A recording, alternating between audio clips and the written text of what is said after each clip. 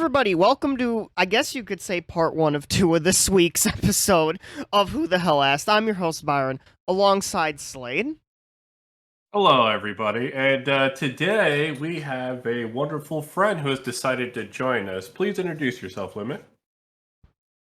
One, I'm Lumi. I'm like a huge Pokemon nut, and I play Mario Kart a bit. Yeah. Just a little bit. Just the teeniest bit. Yeah, don't look at my 3,000 plus hours or something like that. Oh, God. Don't look at the fact that you have. used to do competitive Mario Kart. We don't talk about that. But yeah, so the reason I'm saying this is part one or two, because on part one, we're going to be doing Mario Kart and Pokemon news. Because we got that this week. Let's start with the Mario Kart news. We got Wave 2. We both played it, or we all played it. And let's talk about the tracks, shall we? Starting with good old New York Minute. So, New York Minute is pretty fantastic, and I think they implemented it quite well from Tour. They got all the different versions of it as, the 3 separate laps and whatnot. Kind of like just the Tour go-to, it seems like, for adding these courses. Yeah, which is a great idea. Overall, I actually really like this pack a lot more than the first pack. Like, almost in retrospect, I think this makes the first pack actually kind of look terrible. Yeah. What do you think about it? The second pack is completely blowing the first pack out of the water. Like, there might have been maybe one course, maybe 2 courses out of the first pack, but there's hardly any courses in the second pack at all that you can say are actually pretty bad. New York Minute is a good showing that, because for me, I like to judge the course based on the looks, and of course, it's Tour graphics, but they've extended it this time, and it looks fantastic. I love the soundtrack for it, and just the way they're able to keep coming up with different ways to keep all 3 versions of the course from Tour inside the game is incredible. Yes. Yeah, I'll agree on the soundtrack. A bop, you could say. Yeah, I think for Sydney Sprint in particular, they really nailed the soundtrack, and honestly, the sound aesthetics as well. Like, hearing the item little chime and Waluigi pinball and whatnot is fantastic. Yep. Bouncing off the shrooms sounds really, really good in Mushroom Gorge. Like, I think they absolutely nailed this wave. So let's go through the courses individually. Let's kind of give, a bit of a consensus opinion on them. Yep. So, of course, New York Minute. That we already covered. Yeah, we talked about it a little bit. It's a little bit basic, but I think it's still a pretty fantastic track overall. Yeah.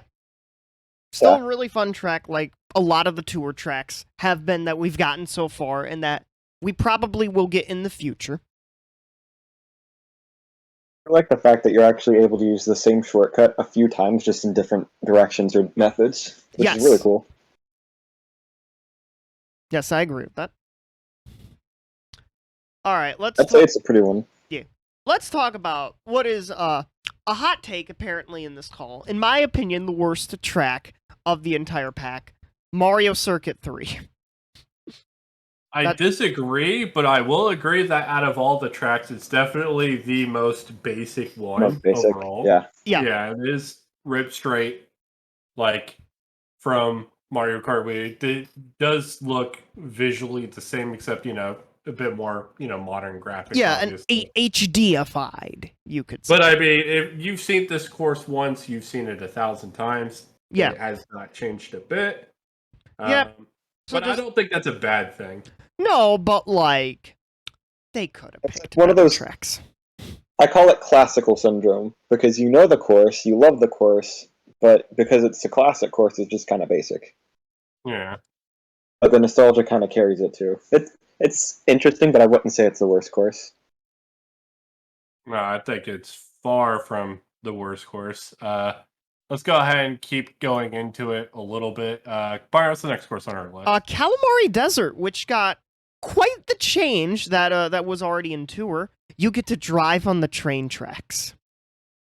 That is correct. So one thing I really enjoyed about the 64 original is you were able to go into the tracks and the cave and whatnot. It didn't hold any actual applications for making the race or any lap shorter, but it was something that I always found really cool and neat about Mario Kart 64 in general. Yeah. And then making the tracks like the second lap, I thought was really cool. Yeah. We all get to live our childhood dream of going through that train track tunnel.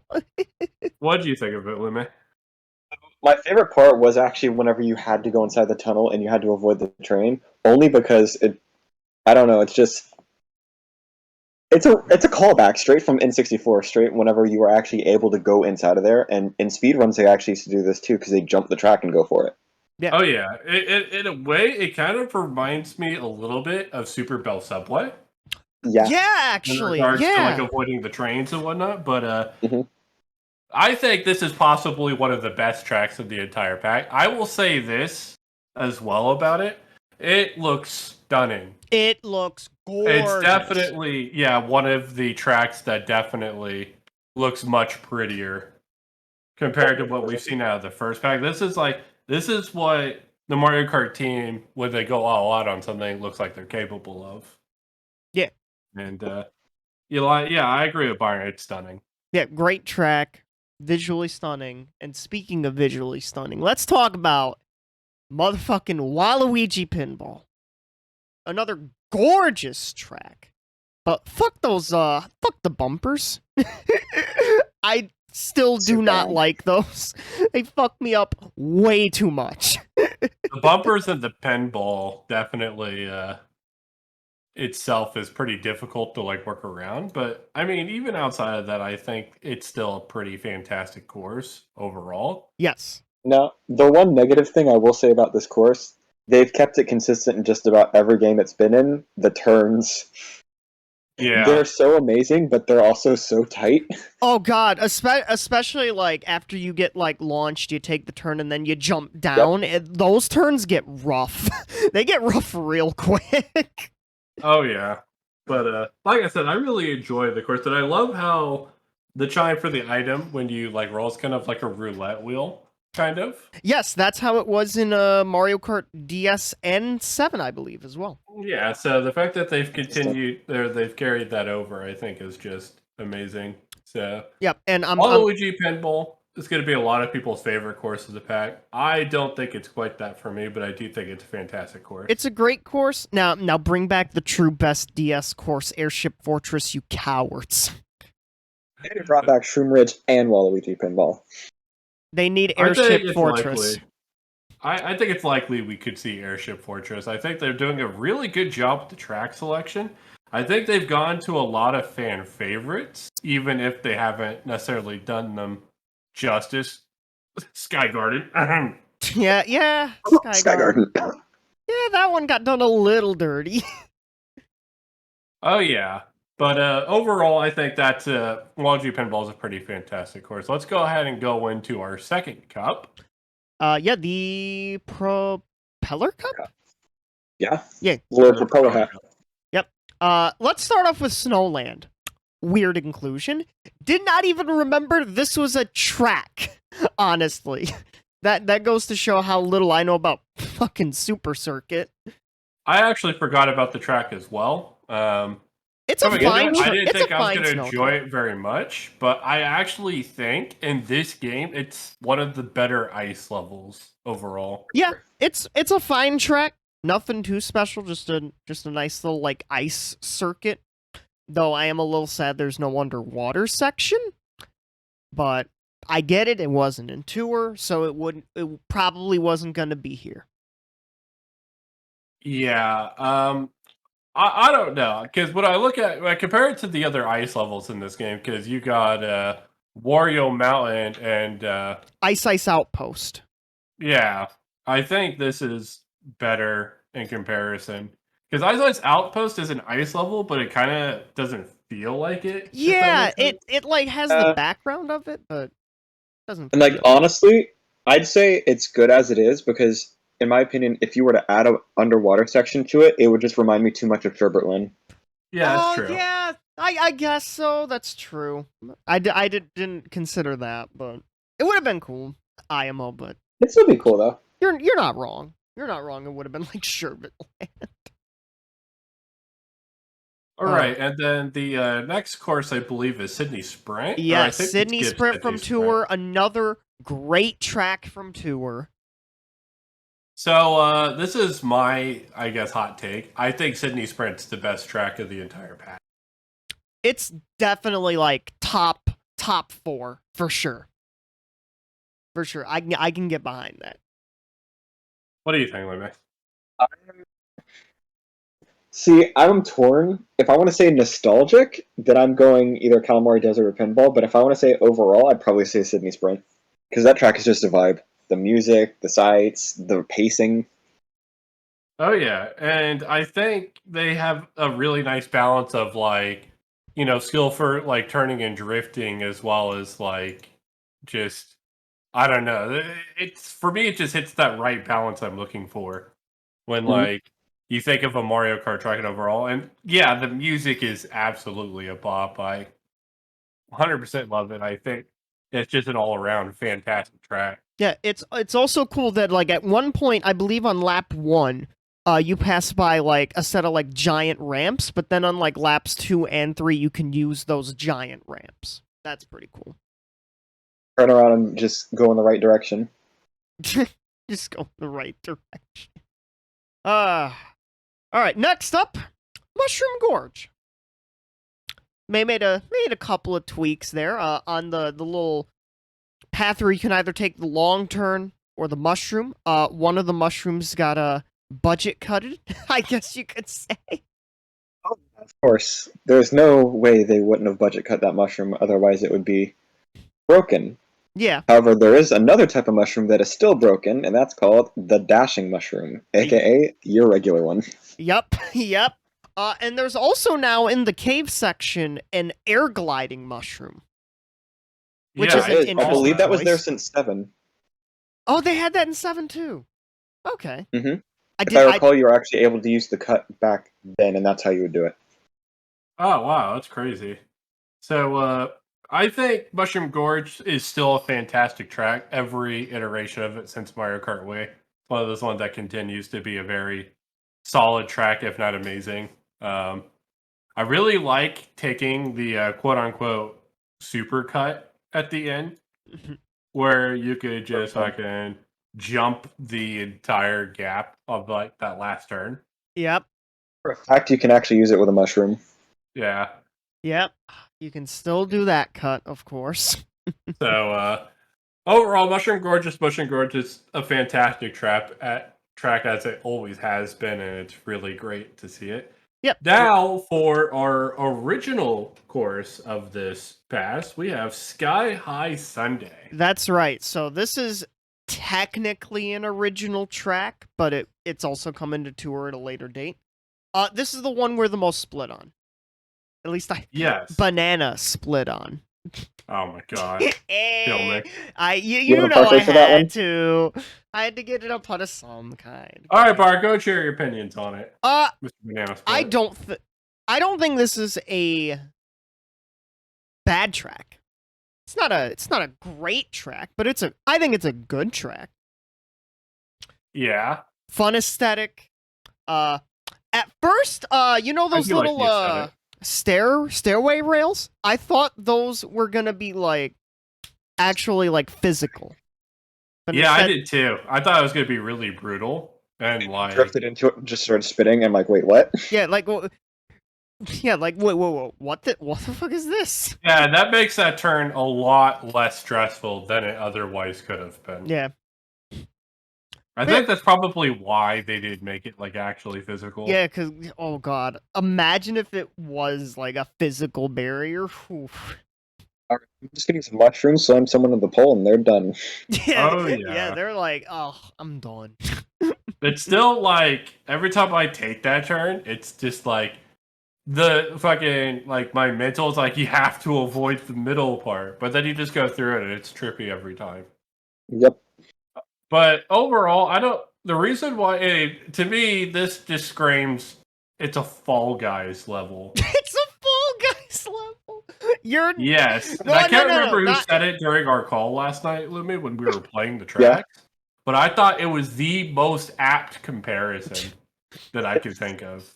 It's pretty good. It's a really good one. Yeah, well, this would be something we'd see in the upcoming Kirby's Dream Buffet game as well. Yeah, probably. Yeah. Now, for my take on the course, I actually think this is the weakest course of the pass overall. I know Byron said it was probably Mario Circuit 3. Yes. But the reason why I think this one's weak is because 90% of it, you're either flying off of a ramp into the air, or you're just holding left on a left turn. And that's it. That's the whole course. And I just feel like it doesn't do a whole lot for me. Lumi, what do you think? I was about to say, on the flip side here, I've got 2 takes for the same course, but it depends on how fast you're going. Now, if you're talking 150cc, I think it's probably one of the weaker tracks. But if you're on 200, I like the fact you can literally just skip so many of the jumps just because of the anti-gravity or F-Zero-ness mechanics or physics that it has. I will agree with you that 200cc definitely improves the course quite a significant on amount. 200, you it's just like, hey, go fly. Have fun. Oh, yeah. All right. We got Big Blue 2.0.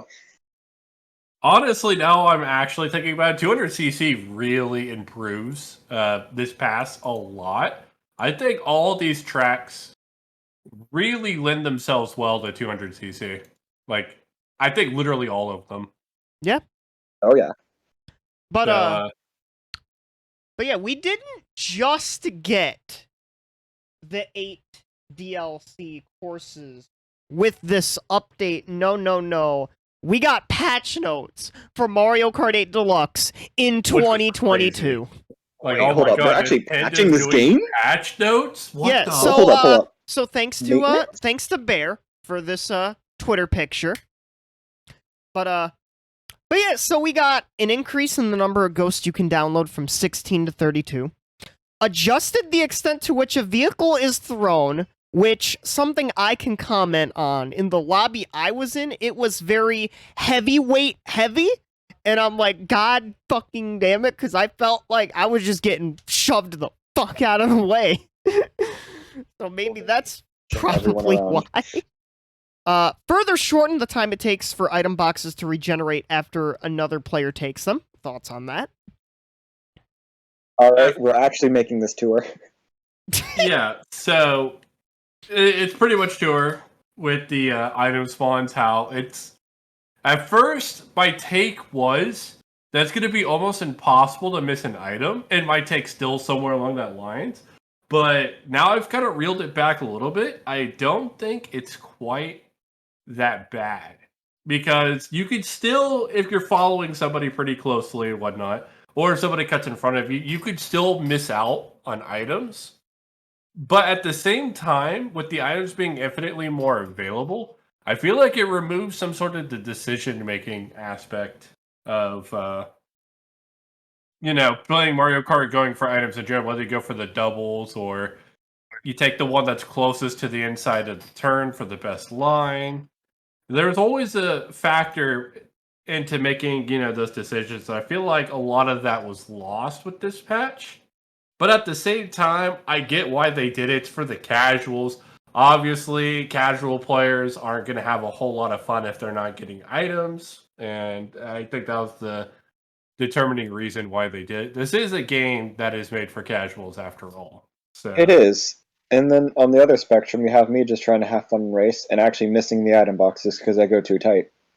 Yeah. That happens. Happened on Waluigi too much. Yeah.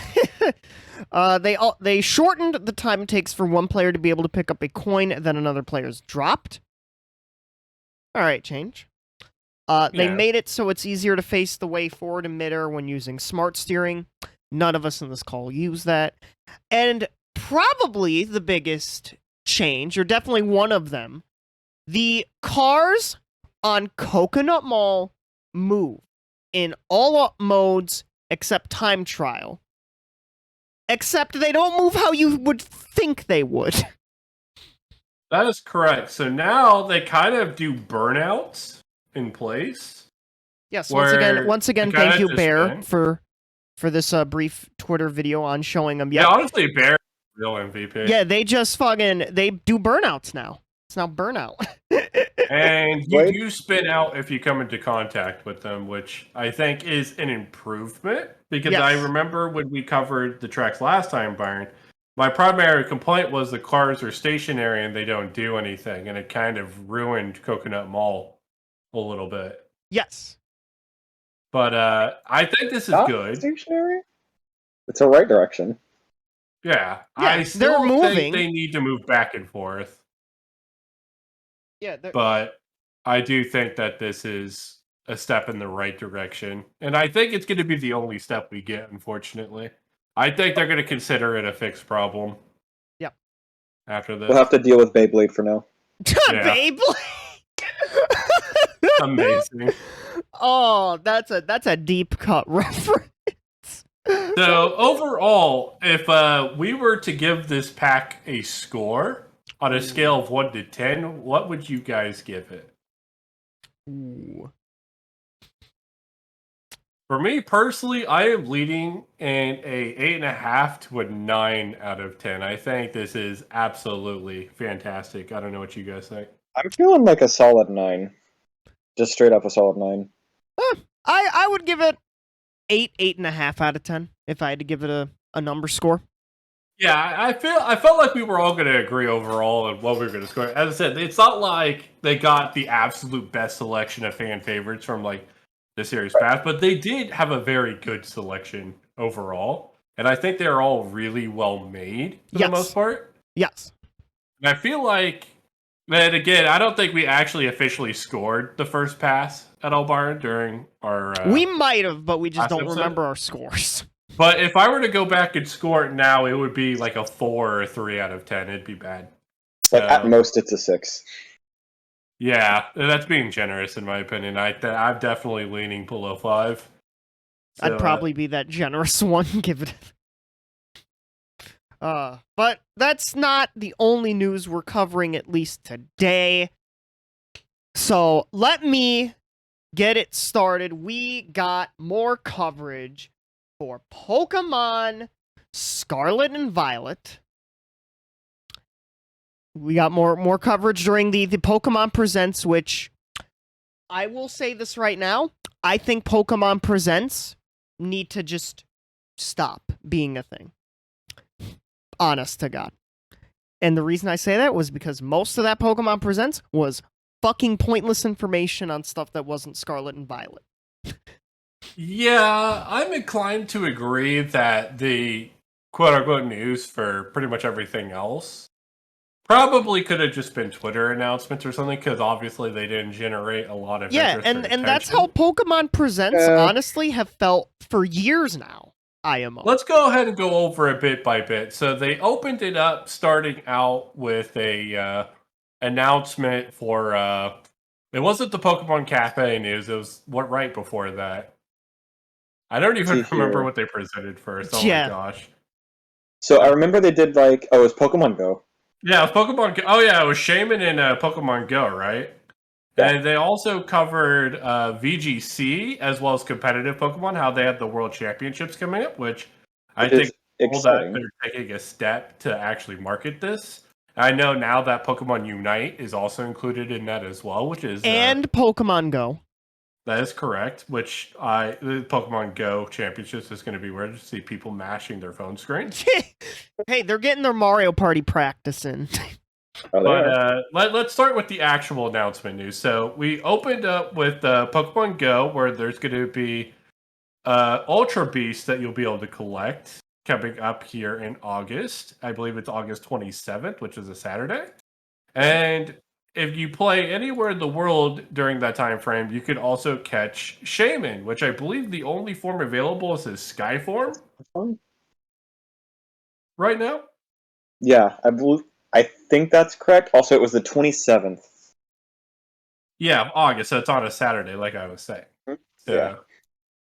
Overall, I guess that's cool for Pokemon Go that they got the Ultra Beasts and, Shaman coming up. I didn't even realize they weren't already included in the game. I know that they skipped Generation 5 and 6 and 7 and went straight to 8. Then they went back and did 7. So the way they're doing the Pokemon in waves is really strange. I Not think it's the quite lineup with the current releases of games. I still think we're missing Gen 5 and Gen 6, though. We are, which could lead to some speculation, but I'm going to leave that to the wayside.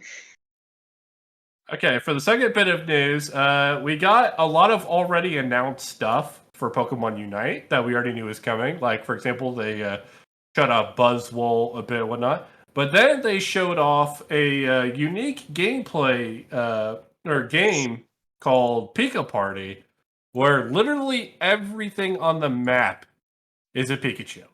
Even the players, even the boss. And the wild Pokemon. It's all Pikachu. And you want a surfing Pikachu? Have at it. You want to see the flying Pikachu? Flying Pikachu, yep. They had all the Pikachu, which we had the privilege, I'll call it, of playing it once. And it was fun for all of 2 minutes, but the novelty wears off very, very quickly. And it doesn't really unlock anything that's worthwhile, so. Pika Party is going to be available until September 1st. Get your 5 minutes in and then never play it again. And get your 5 minutes unlocked. Yeah. And then Buzzwole dropped yesterday, which we're at the time of recording this, we're recording on Friday the 5th. Thoughts on Buzzwole, Lumi? So Buff Bug is really funny. I don't think Assassination Build is good right now. I wanted it to be, but it's not working.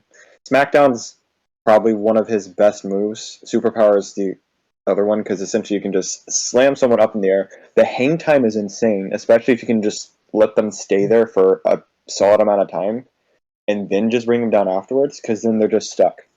And then you can just grab them right after, and your team just takes someone out. Like, he's a free, you don't want this Pokemon to play? Okay, my turn. Oh yeah, and I think the one complaint I have about all the Unite stuff, especially with Buzzwole, is that they've raised the price to 1,200 to 1,400 of the Chaos coins, which however, I think is kind of scummy. And the reason they do this is because if you notice, the Aeos gems were the same price, so they're really trying to get the pay-to-play going. Yeah, they're trying to get players to actually start paying with their money for these Pokemon. I think for anybody that's played since the beginning and there's no problem. Has consistently got their coins, this isn't an issue.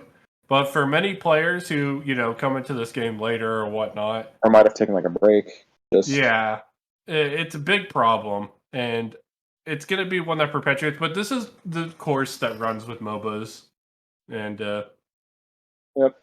It's a shame to know that this one isn't going to be any different. Yeah, that's just how MOBAs operate. That is, if the energy gacha wasn't a telltale. So the next tidbit of news we got was the 3-year anniversary announcement of Pokemon Masters EX. Unfortunately, many people, including myself, got baited at the very start with the whole scheme for climbing Mount Silver into thinking this was a Let's Go Johto game or some form of Gen 2 representation. I was freaking out, and then Masters popped up, and my heart just sank. I saw some people think that, oh shit, we're getting Legends Arceus DLC. Nah, I think anybody thought it was Legends Arceus DLC is not a true fan of the series. The minute I saw the figure standing at the top of the mountain, I immediately knew it was red and we were Mount Silver. Yeah. But like I said, I thought this was Let's Go Johto or like some sort of Gen 2 either remake of some kind. So when it ended up being Pokemon Masters EX, I was highly, highly disappointed, as many people were. I almost shut off the stream, and then I'm like, wait, I still need to see what's going on. All right, let's get into the news people actually give a shit about. Yeah, I guess we can skip Mewtwo being in Pokemon Cafe, because nobody really cares about that. Funny drink game. Yeah, so we started off the trailer for Pokemon Scarlet and Violet with this on-screen message. Trailer does not reflect actual gameplay experience. The on-screen text and voiceovers are not present in this game. And I had a big, hearty fucking haha. Because I'm like, yeah, they're not going to have voice acting, at least even for like the intro cutscene, which was like a big complaint people had with the intro of Sword and Shield. And so that complaint is going to be persistent again. And I'm just like, all right, just haha. Largest grossing media franchise in the entire world, and we can't get voice acting. And I just want to go this far on the voice acting bit.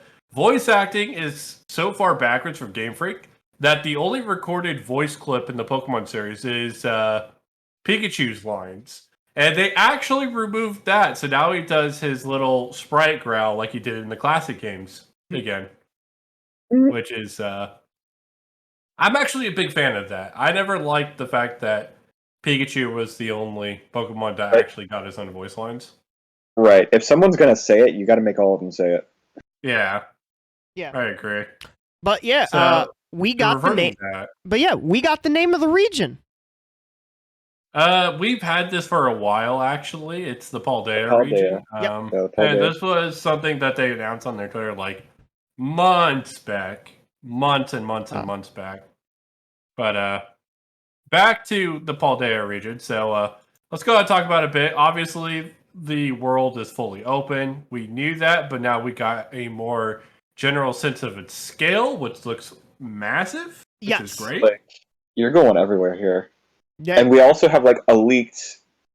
It's not the actual map, but it is the actual map. It's the region map has been leaked. Yeah, I think Nintendo also officially posted it as well. Yeah, it is also on the official website, which I'm showing on screen to viewers right now. Yeah, that's correct. It was definitely not leaked. It's something that Nintendo themselves showed off, or Game Freak themselves. It looks big. It looks massive. All right, and we got a look at our new gimmick for this generation, because God forbid we can't go one new Pokemon generation without a new gimmick. We got next extra typings. Yeah. Yep. Good old. I'm gonna botch fucking saying it. Basically, your Pokemon turn into the Sonic Bling from Sonic Central. Yep. So essentially, your Pokemon harden. They terrestrialize. They terrestrialize. That is correct. Thank you. Thank you, Lumi. Thank you. Terrestrializing, from what I could tell, looks like it's hidden power with extra steps. Tell me I'm wrong. Honestly, hold up. That makes so much sense now, because they took out hidden power last gen. Everyone's complaining. They're like, where's hidden power? You want hidden power so bad? Here you go. Here's your mechanic. Yeah, so a Pokemon is able to change their type, and every single Pokemon gets access to this move that allows them to use their terrestrialized type from when they change. And the way it works is that Pokemon turns into that type regardless of whether it has dual typing or not.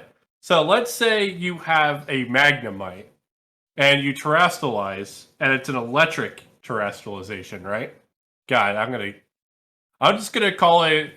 I don't even know what I want to call it. It's just Pokemon I don't want to call Pokemon it gemming. I guess I'm gonna call it sterilizing, because sterilizing. Damn, son. But what happens is Magnemite actually loses its steel typing and becomes a pure electric type. And it works that way for all the Pokemon that terrestrialize. So let's say you have a Flygon, Dragon Ground type, and it terrestrializes to a Bug type. It loses both its Dragon and its Ground typing, and it becomes a pure Bug. Damn. So, which is interesting. Yeah, so there's a lot of interesting applications of this overall. The main thing is, if your Pokemon's terrestrializing type changes, then the power of their moves is boosted if they are the same type that they were before they terrestrialized. So let's say you have your water starter. Your regular stab. Yeah, you get double stab, basically, which is really good. So if you have your water starter, terrestrialize it to a water type, what happens is... That's a mega boost. Yeah, it's basically it's a mega boost where your water type attacks, instead of doing the 1.5 times damage, they now do 3. It's basically super effective hits. But normal, which is absolutely insane if you consider the multipliers and all that. But That's okay. If you terrestrialize it to a different type, you will still get stab bonus on that type. Just the original stab. Yeah, you'll just get the original stab, which is still amazing for some Pokemon. Don't get me wrong. So the funniest application I think I've heard of for this so far is if a certain little ghost bug Pokemon finds his way into this game and air balloons exist. Yes, he becomes an electric type. And then he's literally immortal to everything except entry hazards. Yeah. Oh yeah, I've seen the shit engine memes. But yeah, that's the gimmick that yeah, it's gonna be like Dynamaxing, just like one and done. I think this is kind of Z moves plus hidden power. I think it's hidden power plus. Well, I'd say it's more hidden power plus Mega. Well, I'm only saying it's like Dynamaxing and the fact that, it's just a gimmick. It'll be gone the next generation. Well, yeah, I do agree that the gimmick will be gone. That's where I was going with that, yeah. I think ever since Mega Evolution, instead of expanding on that, they've come out with a new gimmick every generation. Yep. I think it's because, one, it takes a lot of effort to design Mega Evolutions, whereas this is like a low to no effort at all. Yeah, you know what this is? You know what this actually is? Two things in Pokemon games have been missing or extremely, extremely rare over the years. And those two things are hidden power, as it was just recently taken out, and the gyms from Black and White. Combine the two. You know, that was my next point. Lol. Yeah, so for those that are in the know, Black and White 2, I believe, had gems that allowed you to use them to boost the power of that type of move. So like a normal gem would boost a normal type move and something. It was kind of Z moves before Z moves were a thing, right? Oh, yeah. So, I feel like that's when gimmicks first started. Yeah. So they took that out because obviously that shit was OP. Then they made Z moves, which I think was also terrible for its own reasons, but the idea was you didn't want to have multiple gyms on one team, so having a single use Z move seemed like it was a good idea at the time. Obviously, I disagree with its implementation and the Pokemon that got their own exclusive Z moves, but that's neither here nor there. Like I said, this just feels like hidden power with a lot of extra steps, but I think it is cool that you could change your Pokemon's typing, on the fly, kind of. This is definitely going to impact the way battles happen for sure. But I feel like this one's going to be more creative. Like, you're going to have like a Snorlax on the field, and you're going to have your fighting type out there to fucking handle business. And then it's going to terrestrialize it to a ghost type or a psychic type and absolutely wreck you. So I have a theory. This terrestrializing was made purely for foil cards in the next TCG. That's my theory. I mean, honestly, probably go hand in hand with each other. Yeah. No, I think Byron's right. I think this is definitely something that, one, it was very easy and low effort for them to do, like Dynamax. Yes. Because it's wall to make the Pokemon bigger. Yeah. And it's easy to implement to the card game. Yes, you're absolutely right. Yep. Yeah, because I'm like, because I saw those and I'm like, oh, those are going to be sick-looking foils. That's probably why they did this gimmick. I think at this point, because this is the second generation in a row where they've quote-unquote done a low-effort thing. I know Gigantamax is also a thing, but a very small percentage of Pokemon even got Gigantamax forms. Yeah.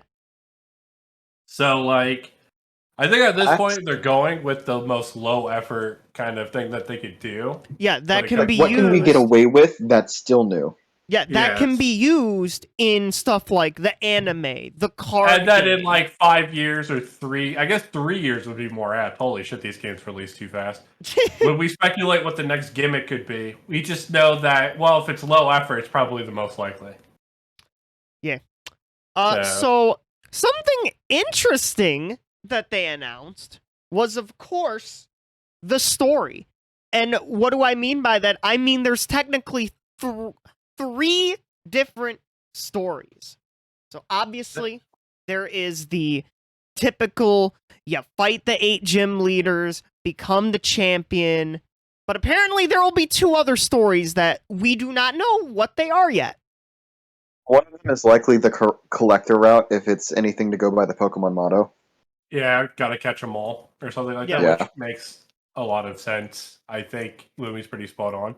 And I think the third one's going to be the route where you like fight the evil team, probably. Yeah. And then catch the legendary Pokemon. I think that checks out. Mm-hmm. I think by splitting into 3 individual stories, and I hope that the idea is that each of these individual campaigns, well, not just intertwine, but also they have the full length of an actual full Pokemon game campaign. And they're not just like a third of what you would expect in an actual Pokemon game and just cut into 3 separate bits. I feel like that's more likely. That's my gut feeling. Yeah. And that's what I'm concerned about, but... But, so we have some interesting notes about the gyms in this game. First off, you can do them in any order. That being said, they do not scale. So if you want to go for the last gym with your baby Pokemon, feel free. You don't even have to make it a challenge. They just let it happen. I'm of 2 minds of this. One, it's gonna be funny to see streamers accidentally like run into Gym 8 early, if that's the case. My hot take is it's gonna be very hard to do it on accident, and I think you'd have to intentionally go very well out of your way to run into the last So gym. You think they still basically railroad you? I think they do to a certain extent. Yeah. Or at the very least, they make the last gym as far away from the starting point as you could possibly get. Because it looks like the map runs in a circle, right? Yeah. So if you start, let's say, like hypothetically, you start on the south end of the circle, then I believe the 8th gym's going to be on the far north end. Yeah. That way, you'd have to deliberately go out of your way. That way, because they don't want new players to... I call this the Xenoblade effect, where they put in an extremely in-game over-leveled boss in a beginning area for you to run into and just die. Yeah. I don't think they're going to do that. But then again, I have been proven wrong previously by Pokemon. In Legends Arceus, they have, like, an Alpha Snorlax that's, like, level 50. Literally right off the beaten path, like, very early on. You do have to go out of your way to find it. But you can technically encounter that Snorlax right off the get-go as soon as you get to the Cobalt Highlands for the first time. So, I just don't think they're going to... Unless this is like a Viridian City type situation, where the 8th gym is literally the first town you visit after Pallet Town. I don't think that happens here. I don't know what you think, Lumi. My thoughts on this are... It genuinely looks like they want to encourage exploration. So because of that, the gyms are going to be pretty spread, in theory at least. Yeah. So my worry is people have a certain favorite type of Pokemon. So when they go for that type of Pokemon and they go into the town and see the gym's going to be a lot higher level than they think it is. Depending, of course. I think that's a good thing, though. Because I think if they mix up where the gyms are and they don't just fucking make it... If you run the left side of the map or whatever... Let's say you're running a complete circle. And you're not running back and forth, but you decide to do a full lap. Yeah. I hope it's not... It's hardest gym starting at the bottom left to the weakest gym being like bottom right. And then it slowly progresses up. I want them to be all over the fucking place. So that everybody gets a unique experience. Yeah. Yeah. Speaking of venturing, though, there is another new... Well, I would say new, but a really interesting take on how they're actually able to play the game in the Paldea region. Oh? Because you can have up to 4 people going through the story together. That's correct. Oh, yeah, the good old multiplayer. I'm hoping it's not a situation where it's like Pokemon Let's Go, Pikachu and Eevee, where you could 2v1 trainers and whatnot. Or 4v1 trainers? Oh god, I just thought of 4v1 trainers. Oh my god, no! But like, it would be cool. Like, the trainers in question would throw out like 4 Pokemon and order them all at once to take you out. If like that's now, it was like. I will point out that at least in the trailer and the explanation, we didn't see any Pokemon when there were 4 players on the screen, which is concerning. Yeah, I was actually going to bring that up. So, with not seeing any Pokemon on the screen, I'm kind of curious what that's going to mean in terms of battling wild Pokemon and whatnot. Yeah. I believe the wild Pokemon in question might not be the overworld Pokemon per se, but would be a possible returning feature that was pretty popular back in Sword and Shield. That being the raid battles. Yeah. Oh, yeah. Because there is a raid-like thing from Sword and Shield in this game. Mm-hmm. Getting the gem, the terrestrialized Pokemon. I'm actually kind of curious how raids are going to work in this game, because the reason why it works so well in Sword and Shield is they increase the base HP of all raid Pokemon by 4 times. And they had barriers of shields that they would put up that you would have to break through. And if terrestrializing are like Pokemon, like the terrestrial raids, Jesus Christ, I hate the word terrestrial. Gem Pokemon. Don't have that. Gem Pokemon. You know what? I like the gem Pokemon. Yeah. Don't have the same level of HP or like raid like features with the barriers, then I don't think the raids are going to be anywhere near as good. I think they will keep.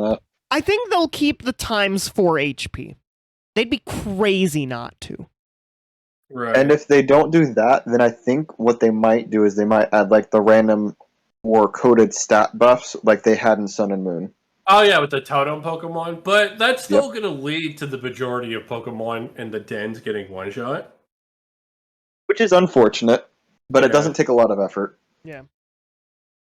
Yeah, but overall, I think what we saw was pretty fantastic. Obviously, we didn't talk about any of like the super specific stuff. Like, for example, we have a new Wooper. Yes. Oh, we do. I hope you like Poison. So our little Whoopie boy is now a poison and a ground type, matching the type of Nidoking and Nidoqueen, which I believe is the first poison ground type since Generation 1 in the entire series. Yeah. That is a long time. Yeah. But, and yep. Our little Pooper. Yeah, and I don't know if you guys saw, Wooper's head looks like the skull and crossbones. Oh yeah. I think little Whoopie boy is still our little Whoopie boy. I love him. I think he looks great. He's just now poisonous. That is correct. We also did.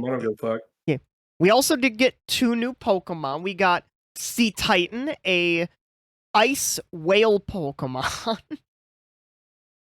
Yeah, pure ice type. It looks like we didn't even talk about Wooper's abilities. It gets water absorb as one of its abilities, so you don't have to worry about its new ground typing. Yep, and it also gets a poison point.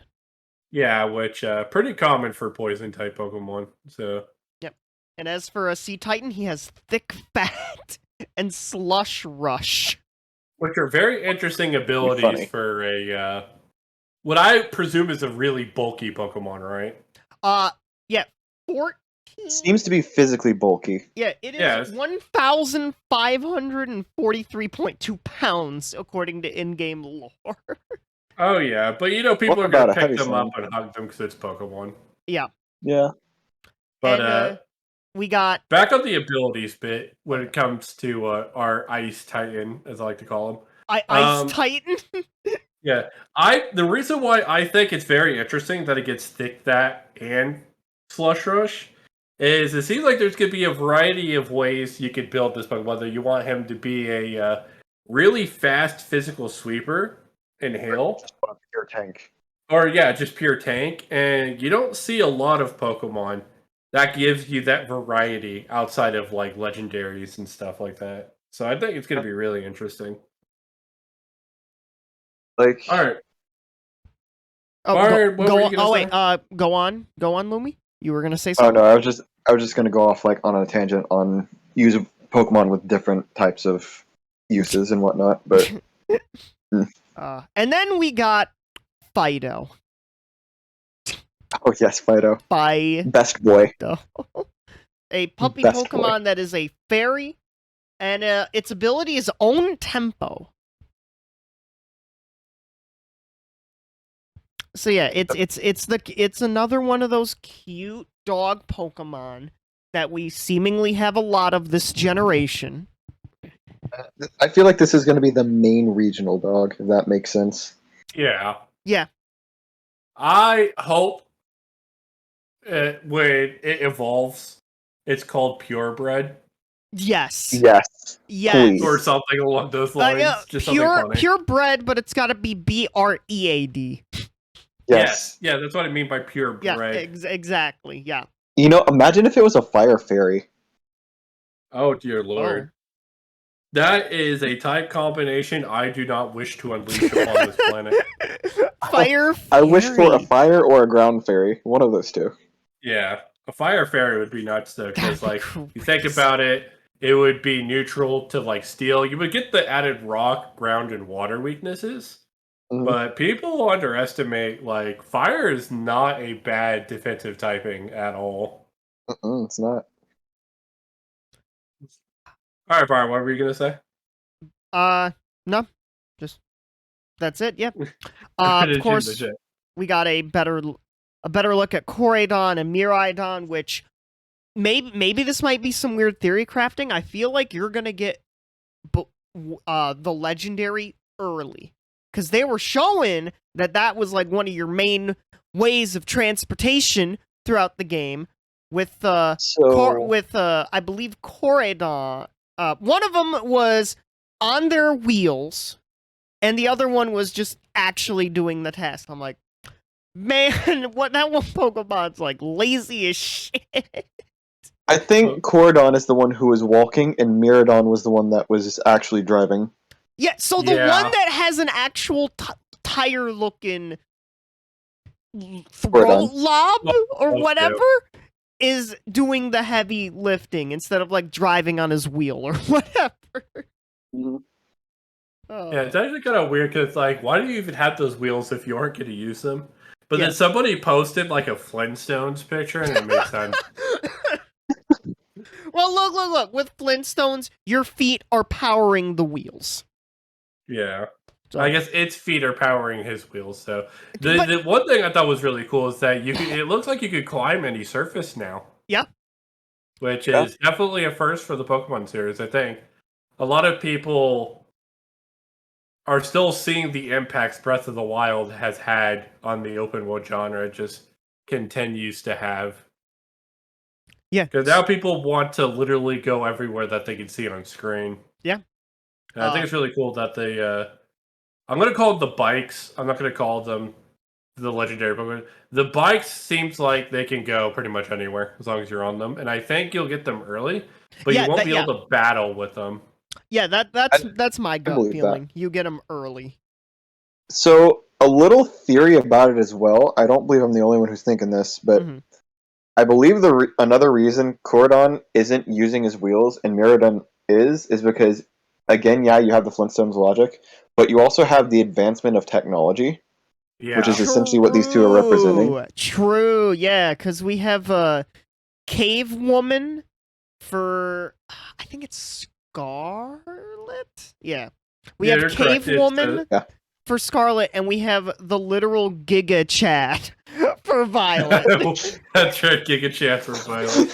He looks like that one like Giga Chad meme. Like, yeah. Yeah, I think you are right, Heartless, that's leaning more into like the past versus the future thing that they are seemingly going for with That's what they're trying to go for. And another interesting note that I'm seeing here is, I could be completely off, but on the site, they have the picture with Koraidon in the lush, vast green area, and Miraidon in like a rocky landscape. Ooh. And from what I'm seeing, it looks like it's actually in reverse. As in, Koraidon found his way into the world we know, and Miraidon is in the world that is in the past. Which could be completely wrong. But interesting little note. Interesting indeed. Interesting. But yeah, that's about all we got for Pokemon Scarlet and Violet coming out November 18th. So yeah, so overall, what'd you guys think of what we were shown for Scarlet and Violet? I personally thought it was pretty good. It's good. Still not a ton. It's giving us information about the game, but still not like in-depth stuff yet. Yeah, I think it's probably better this way because I think one of the issues with Sword and Shield is they just let everything go. Everything, yeah. And I like the drip feed approach a bit better because I think the onus should be on some players to discover things in game as well. I don't think they should show off everything before the game comes out. That's an issue I've had with the series since Sun and Moon, honestly. I think one of the cool things about the Mega Evolutions in X and Y, as well as Omega Ruby and Alpha Sapphire, is you didn't even discover half of the Pokemon that can Mega Evolve until you actually bought and played the games. So, I think that's something I would like to see more of in the series, rather than we know exactly every single regional variant. We know all the Gigantamax form. We know everything before the game even comes out. Without leaks. And that's not even going into leaks. This is officially announced stuff. Well, yeah, officially announced, because leaks are a whole nother can of worms. Yeah, so as I said, I thought it was pretty good overall. I'm not a fan of the gimmick, but to be fair, I never am, so. I feel like the gimmick is good, and it's actually going to knock Fairy type out of the strongest type in the game, simply because of its aspects, and I feel like it's being a little underrated in the competitive scene. Well, I mean, I think it's hidden power, but now it's not just a move, it's also your Pokemon type, and I think that if it's a once per game thing, which I think it will be, they can't have literally everything terrestrializing in a game, right? Yeah, it is a once per game. It's been confirmed, at least for that, because you have your ball that uses it. Once you've terrestrialized, you have to recharge it. You know, that's a very good point. So once per game thing, you kind of get to catch somebody completely off guard with it one time. But I don't think this is going to hurt the viability of fairies any. I think fairies are going to continue to do what they do until they introduce another type or they add some more weaknesses like bug or something to it. But overall, like I said, I really enjoyed this. I think the one thing I really want to see that we didn't really talk about with this terrestrializing mechanic is the Crystal Onyx from the anime now could actually be a real thing. Well, that's if Onyx is in this game's dex. Imagine it gets dex cut. Feels bad. I thought it was a fine presentation. I could have done without the fucking, like, let me put it on screen again. Oh, the on-screen text voiceover thing. Honestly, that wasn't great. I get why they did it, but, like, come on, just have some voice acting in the actual fucking game already. Hire the anime voice actors to voice act some characters in the games. That would cost money. But the only thing is that, like, at least from an outsider's perspective, something that I'm curious about, how fucked up will the multiplayer be? Will it be very limited, or will it be like a little more free? That wasn't answered. I do feel like that is something that should be answered before launch. I think it is limited from what I'm reading. Because you can do Terra battles, of course, the raid battle mechanic, but it also says Union Circle, which is what has me worried. Yeah, where you pop out of the modern day Pokemon gas stations. Pokemon gas stations, oh god. I think what happens is you go to a Union Circle, your friends all meet up there. I think you don't get to explore the entire world, but like a limited area with your friends within the Union Circle. And then if you want to go somewhere else, you have to un-Union Circle. God Christ, this is going to be fun. And then you have to go to a different one. Yep. Like, that's just my take on it. But overall, Pokemon and Mario Kart, yeah. Yeah, that was definitely something else. Me and Slade, of course, we will be back for part 2 for Nintendo sales numbers, the one thing we love to gush over, and anything else that we have see throughout that we didn't cover today.